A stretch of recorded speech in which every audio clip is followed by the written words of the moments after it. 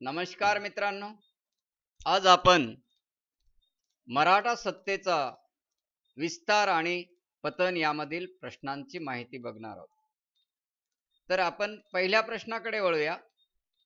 पेशवे आणि त्यांचा कालखंड, की सेमिस्टर 6 मध्ये म्हणजे पेशवा पहिल्या माधवरावापासून तर दुसऱ्या बाजीरावापर्यंत आपण याच्यात माहिती घेणार आहोत. तर पहिला माधवराव पेशवा. पहिला माधवराव 20 जुलै 1761 ते 18 नोव्हेंबर 1772 हा पहिल्या माधवरावाचा कालखंड. याच्यातनं उपप्रश्न असा निर्माण होऊ शकतो मित्रांनो, की पहिले माधवराव हे पेशवेपदी केव्हा विराजमान झाले किंवा पहिल्या माधवरावांचा मृत्यू केव्हा झाला. तर इथून 3 प्रश्न निर्माण होतात.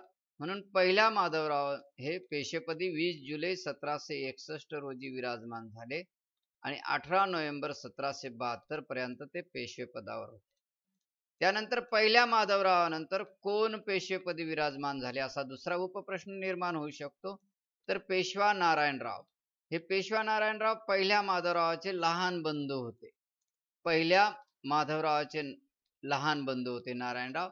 तर ते 13 डिसेंबर 1772 रोजी पेशवेपदी विराजमान झाले आणि 30 ऑगस्ट 1773 रोजी 73 पर्यंत ते पेशवे पदावर होते. तर नारायणराव केव्हा पेशवे पदावर आले तर 13 डिसेंबर 1772 रोजी आणि 30 ऑगस्ट 1773 रोजी त्यांचा खून करण्यात आला आणि म्हणून नारायणरावांचा हा कालखंड आहे. किंवा इथे एक उपप्रश्न अजून निर्माण होऊ शकतो की नारायणरावांचा खून केव्हा करण्यात आला. तर 30 ऑगस्ट 1773 रोजी नारायणरावाचा खून करण्यात आला. त्यानंतर नारायणरावानंतर रघुनाथराव. तर रघुनाथराव हे नारायणरावांचे काका होते. रघुनाथराव. तर रघुनाथराव केव्हा पेशवेपदी विराजमान झाले तर 30 ऑक्टोबर 1773 रोजी त्यांनी स्वतःला आळेगाव म्हणजे भीमा नदी जवळील आळेगाव येथे स्वतःला पेशवाईची वस्त्रे घेतली. त्यानंतर की सवाई माधवराव. रघुनाथरावानंतर सवाई माधवराव 28 मे 1774 म्हणजे वयाच्या 40व्या दिवशी ते पेशवेपदी विराजमान झाले. तर हे कसं की बाराभाईने कारस्थान रचलं.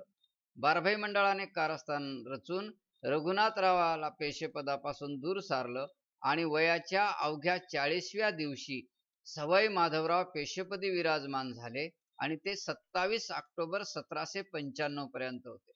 त्यानंतर सवाई माधवरावानंतर दुसरा बाजीराव हे पेशवेपदी विराजमान झाले 4 डिसेंबर 1796. तर मराठ्यांची सत्ता समाप्त होईपर्यंत 1818 पर्यंत होते. तर 4 डिसेंबर 1796 ते 1818 हे दुसरे बाजीराव हे रघुनाथरावांचे चिरंजीव होते. रघुनाथरावांचे चिरंजीव आणि म्हणून दुसऱ्या बाजीरावाचा कालखंड आपणास 4 डिसेंबर 1796 ते 1818 असा नमूद करता येईल. प्रश्न दुसऱ्याकडे वळूया की पेशवा माधवराव पहिला यांना पेशवाईची वस्त्रे कोणी दिली. पेशवा माधवराव पहिला यांना पेशवाईची वस्त्रे कोणी दिली. पर्याय महाराणी ताराबाई. पर्याय महाराणी ताराबाई. पर्याय ब छत्रपती शाहू महाराज. पर्याय क छत्रपती दुसरे शिवाजी आणि पर्याय ड नाना फडणीस. तर याचं योग्य उत्तर आहे मित्रांनो की महाराणी ताराबाई यांनी पहिला पेशवा माधवराव पहिला यांना पेशवाईची वस्त्रे दिली. प्रश्न तिसऱ्याकडे वळूया.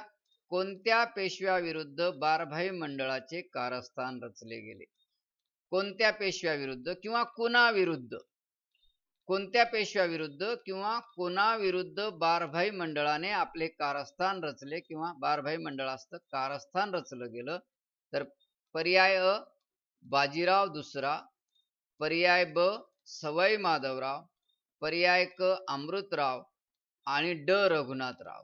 तर योग्य उत्तर आहे याचं की ड रघुनाथराव, की रघुनाथरावाविरुद्ध बारभाई मंडळाने कारस्थान रचले. प्रश्न चौथा.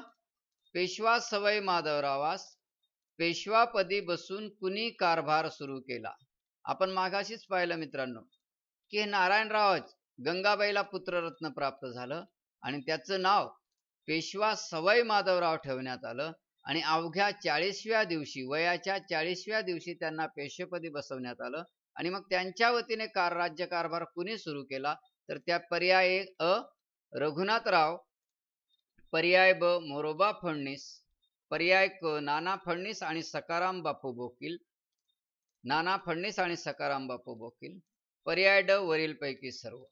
तर योग्य उत्तर आहे मित्रांनो याचं की पर्याय क नाना फडणीस आणि सखाराम बापू बोकील यांनी राज्यकारभार पाहण्यास सुरुवात केली.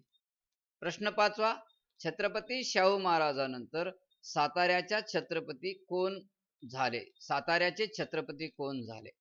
किंवा छत्रपती शाहू महाराजांनंतर साताऱ्याच्या छत्रपतीपदी कोण विराजमान झाले असा प्रश्न विचारला जाऊ शकतो. तर अ रामराजा, ब छत्रपती संभाजीराजे, क छत्रपती दुसरे शिवाजी आणि ड छत्रपती राजाराम.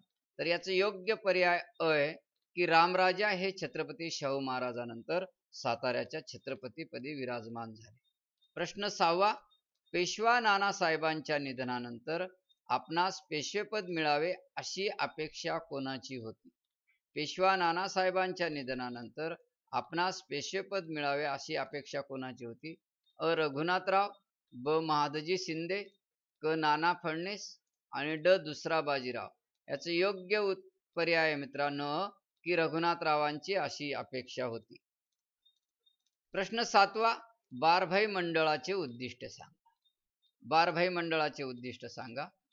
अ रघुनाथराव यांना पेशवेपदावरून दूर करणे, ब माधवराव पेशवा यांच्या वंशजालाच पेशवेपदी नियुक्त करणे, क नारायणरावाची विधवा पत्नी गंगाबाईस पुत्ररत्न प्राप्त झाले तर त्यास पेशवेपदी विराजमान करणे, आणि जर गंगाबाईस कन्यारत्न प्राप्त झाले तर अली बहादरला पेशवेपदी विराजमान करणे. हे अली बहादर कोण होते मित्रांनो की याबद्दल थोडंसं आपण जाणून घेऊया. की पहिला बाजीराव पेशवा आणि मस्तानी यांचा मुलगा शमशेर बहादर यांचा मुलगा हा अली बहादर होता. आणि म्हणून जर गंगाबाईला कन्यारत्न प्राप्त झाले तर अली बहादरला पेशवेपदी विराजमान करावे. आणि वरील पैकी सर्व म्हणजे काय की याचं योग्य पर्याय मित्रांनो की वरील पैकी सर्व. की बारभाई मंडळाची उद्दिष्टे कोणती होती तर ही उद्दिष्टे होती वरील पैकी सर्व. आपणास हा व्हिडिओ कसा वाटला मित्रांनो ते आपण नक्की शेअर करा, कॉमेंट्स करा. तो आपण कॉमेंट्स लिहित नाही. काहींनी मागणी केलेली आहे की आपण S4 चे क्वेश्चन बनवावे. मी ते पण तयार करणार आहे. हे S3 चे झाल्यानंतर मी S4 चे पण व्हिडिओ बनवणार आहेत. परंतु तरी आपण कॉमेंट्स टाका आणि सबस्क्राईब करा. धन्यवाद.